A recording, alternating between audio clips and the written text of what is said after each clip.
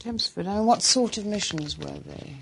Well, there were missions for dropping supplies to underground armies in France for Marquis and in Poland for the Polish Home Army. Did you at the time know what was going into the aircraft? No, we had no idea. Had no idea at all. And we never seen the people we used to drop. We never met them before they were actually in the aircraft.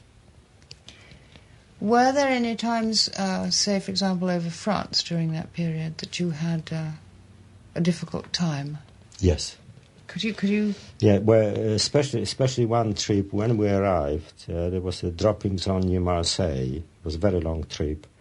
And when we got up there, the dropping zone was intercepted previously by the Germans, and they were waiting with all the guns and everything with us.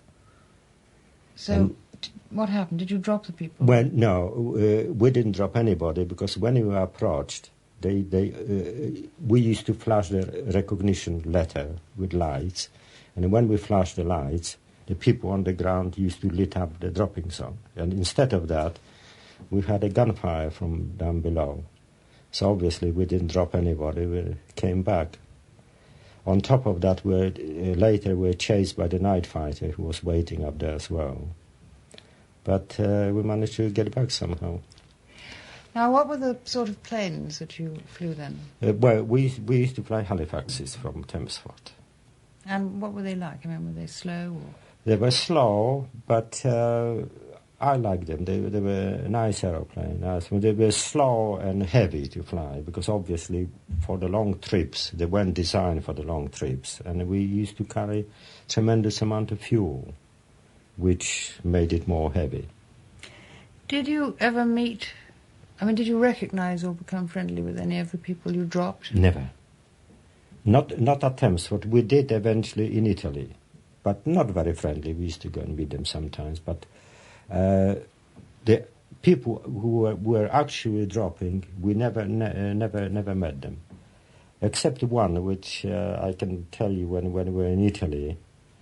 We didn't drop them. We had a very, very heavy flight. And I went at the back to talk to the boys, we were supposed to drop. And one of them asked me, wanted to know my name, and I told him. And he asked me if I had a brother in the Polish cavalry before the war, which I said that I did. And he was at the same battle when my brother was killed. So that was the first time I knew that my brother was dead. I learned that in the aeroplane on the way back from Poland. Did you have to volunteer for this sort of operation? Yes. How did that come about? When I was in a bomber command, the liaison officer from the special operations came to our unit. And they usually came, they were selecting the crews for it. And I met him in a mess. And I just said, I would like to join your outfit. And a week later I was transferred back to Tempsford. I think there was a terrific shortage of pilots, wasn't there? Yes, there was a terrific shortage of pilots, yes. What did this mean for you as a pilot? What, shortage of pilots, you mean? Mm-hmm. Yes, because we had, we had no backup. We had no reserves like you had. You recruited more people. We just came into this country and with certain amount of people, and of course when you had casualties there were nobody to replace them. That's why they started to recruit a lot of people from the army, but mainly as navigators, which I must say they were wonderful navigators. I had one of them, and the reason I'm still alive is thanks to him. And did you fly entirely with Polish crews? With the Polish crew entirely, yes. And what was the command link? I mean, how did it go? Were you Packer RAF or were you... Yeah, no, we're Packer RAF. Mm-hmm. Packer RAF, with only one exception in this outfit, in this squadron, that normally the pilot is a captain of the aircraft. And in this outfit, only in the Polish section, the navigator was a captain. And why was that? No idea. It wasn't anything to do with the Polish Air Force? No, nothing. It just happened. Now, how much, I mean, you say that the crew were all Polish, now, and yet you were RAF. So where did, in fact, the Polish chain of command come in? I mean, were you responsible in any way to... Yes, actually it was a dual chain of command. Because we had our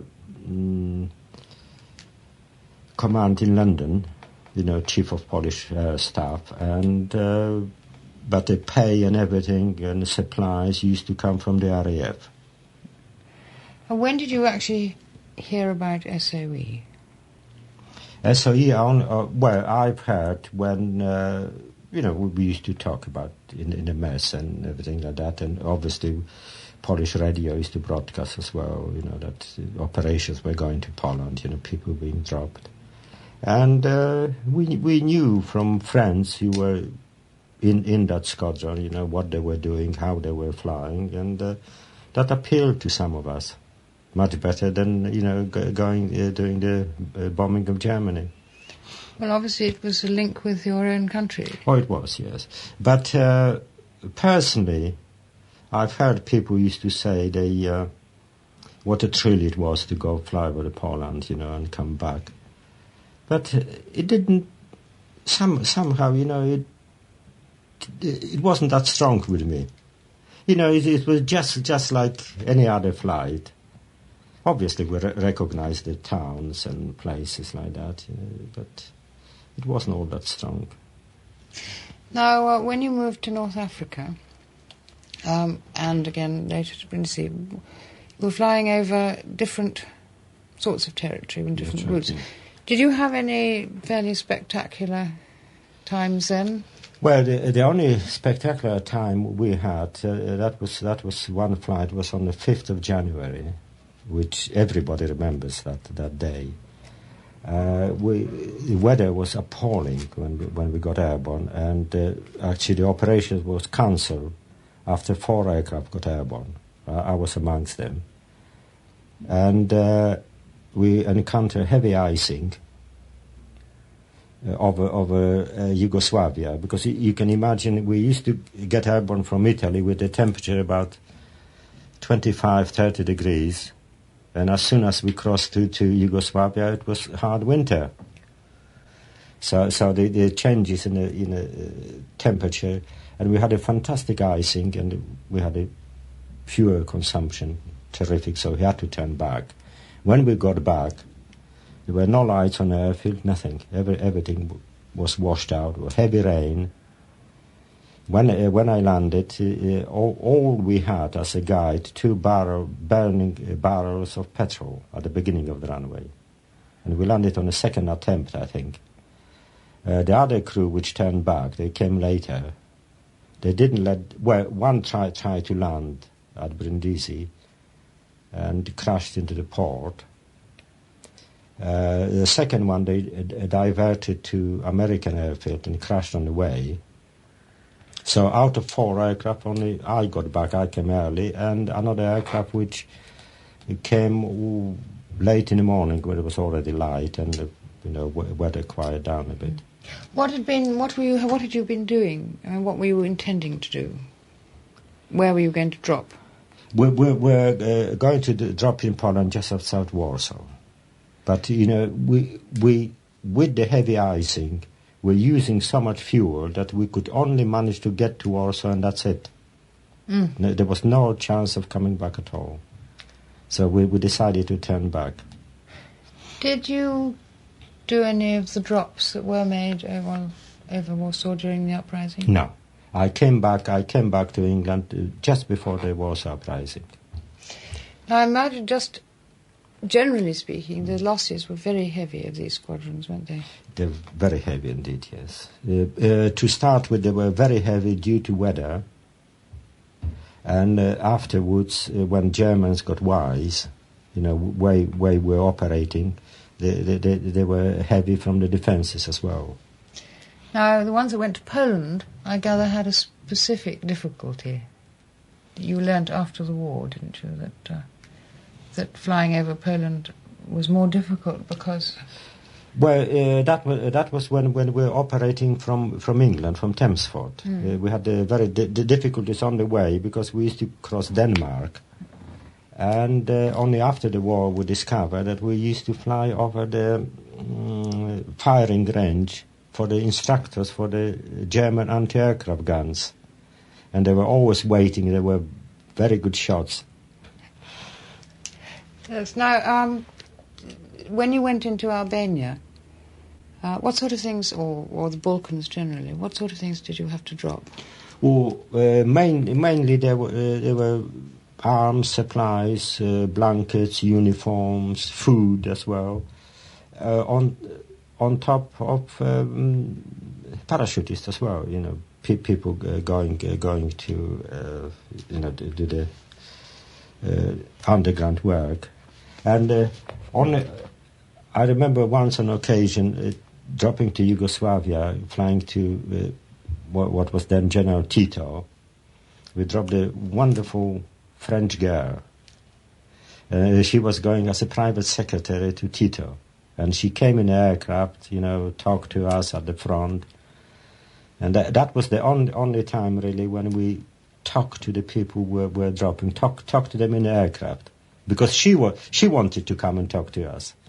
That's marvellous. Was she actually an SOE, or was she to do... No idea what she was, because we never knew who she was, or, you know, where did she come from, or anything. But all I know, she was speaking French, so I gathered she was a French girl. She was very pretty. Very pretty. And very young. Lovely. Pity we had to drop her. Indeed. How efficient were the underground, both either of France or the ones that you found in the Balkans? The on-the-ground receptions. France, they weren't very, very efficient. A number of times we had to wake them up when we got there. Balkans, of course, was easy because they had a big area of the country occupied and they had the fires burning all night, so there was no problem at all. In Poland, they were very, very efficient. As soon as you arrived there and flash your letter of the day, they used to come up with all the lights and everything. So France, in fact, they were sleeping a bit, weren't they? Yeah. Well, the worst, of course, we used to fly to Italy as well. They were the worst. Oh. I remember on one occasion we located the farmhouse high in the mountains, beautiful moonlight and snow and everything, and the farmhouse was there, and we flew I probably about 5 times over the farmhouse, and you could see people running out of the farm, you know, starting the lights up. It took us about a good 10 minutes to wake them up. I bet you cursed them, didn't you? Well, you know, there was no danger of anything like that. A beautiful moonlight night and the snow in the mountains. So we enjoyed it. Did you ever lose your way?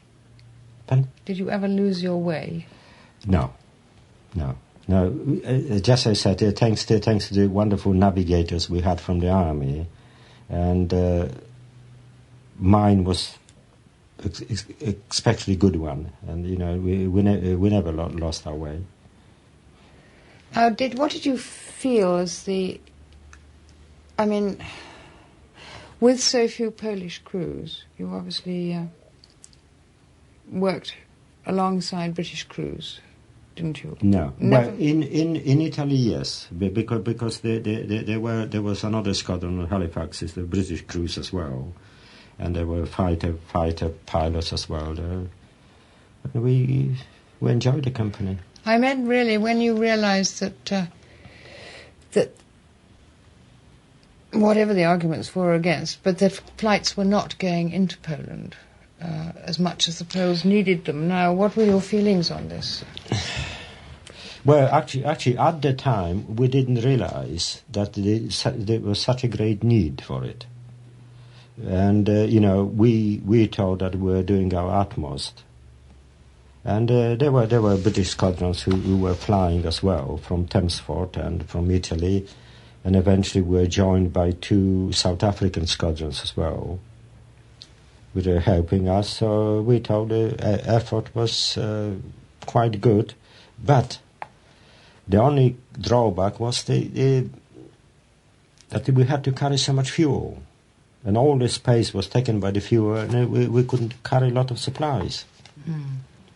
And that was really because the Russians wouldn't at that... Exactly. That was only because the Russians wouldn't allow us to fly there and land in Russia, refuel, and come back again. If they allowed us that, we know the load carried will probably, treble, at least.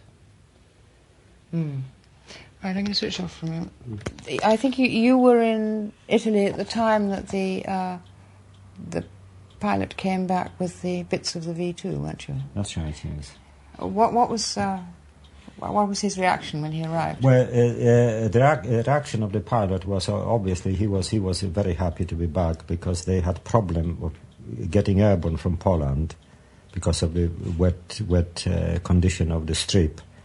But when they got back, it was amazing. We used to laugh at the person who came from Poland with the bits of the V2, because he wouldn't let anybody come anywhere near the cases, where they had the V2, because he said he had orders to deliver them to the Polish people in London, and he said he's not going to let anybody touch them until he gets to London.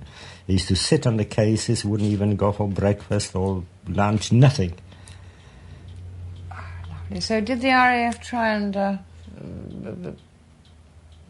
get him off the cases? No. Well, they just they invited him to come to have breakfast. Nobody tried to use the force or anything like that. But he said it wouldn't be any good even if they tried to use force, because he wouldn't leave them.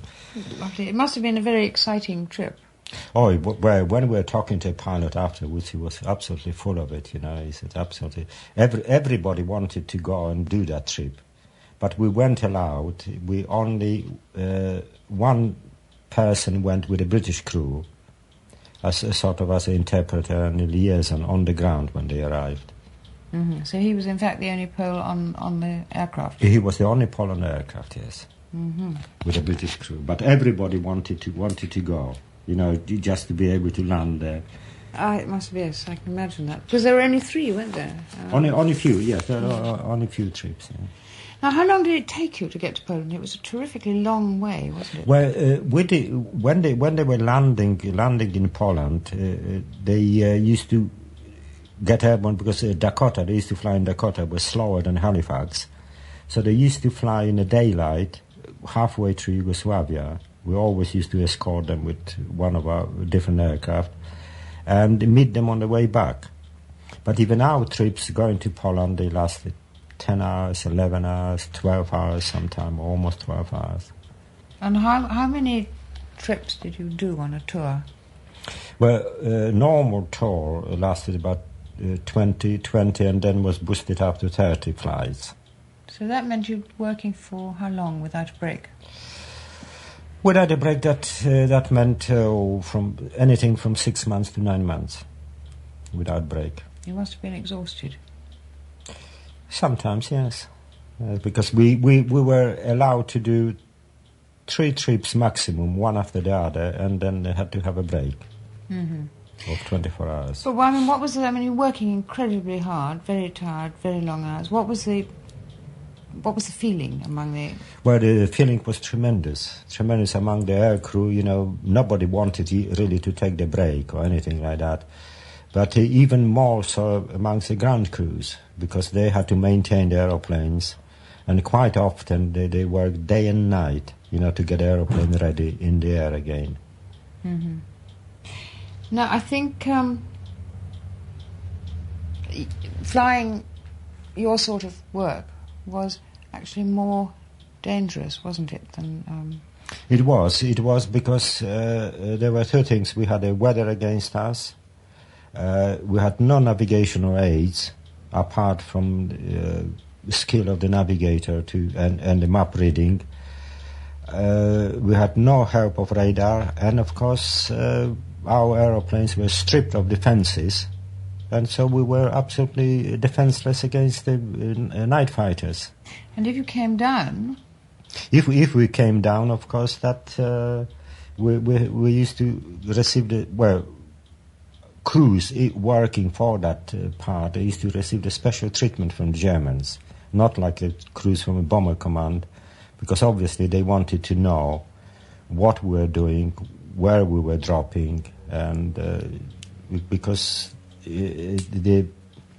our work was more productive, shall we say, in a war than the normal bombing. And I think you said something about letters that there were on the planes in the early days. No, in the early days, the air crew in that 138 squadron they used to have the letters SD on the lapels of the uniform. And we heard stories that when they were captured by the Germans used to brand them with SD letters on the bare shoulders.